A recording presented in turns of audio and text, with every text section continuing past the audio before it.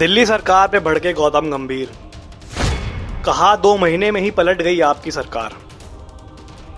राजधानी दिल्ली में शराब और तेल पर टैक्स बढ़ा दिया गया है। इस पर पूर्व क्रिकेटर और भारतीय जनता पार्टी के सांसद गौतम गंभीर ने दिल्ली में आम आदमी पार्टी पर निशाना साधा। उन्होंने केजरीवाल सरकार के पिछले बयानों का जिक्र करते हुए कहा कि पहले कहते थे कि सरकार के पास पैसे की कोई कमी नहीं है, लेकिन अब पैसों की पूर्ति के लिए टैक्स बढ़ा दिया गया है।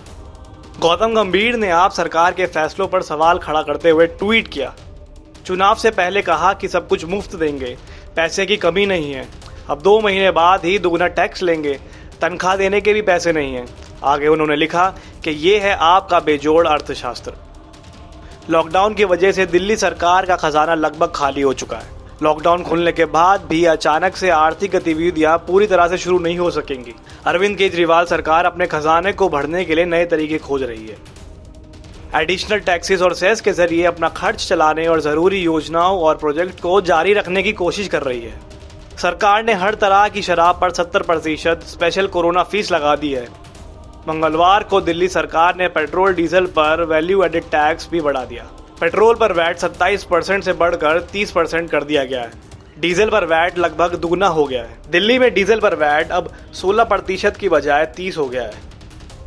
केजरीवाल सरकार के इस कदम से पेट्रोल के दाम 1.67 रुपये और डीजल के दाम 7 रुपये तक बढ़ जाएंगे। वहीं लॉकडाउन फेज 3 में शराब के ठेके खोले जाने पर दिल्ली में आज शराब की दुकानों पर गजबी नज़ारा देखने को मिला। एक दुकान पर शख्स ने शराब पर 70% टैक्स लगाने के फैसले को बहुत ठीक बताया। उसने कहा कि यह सरकार को उनकी तरफ से एक दान है। वहीं शराब की दुकानों पर सोशल डिस्टेंसिंग की धज्जियां उड़ती हुई दिखाई दी। लोग शराबियों को जिम्मेदार भले ही ठहरा दें, लेकिन वहां पे खड़े लोगों ने भी इसके लिए सरकार और पुलिस और ठेके वालों को जिम्मेदार बताया। वहीं एक वीडियो दिल्ली के चंदन नगर से सामने आ रहा है।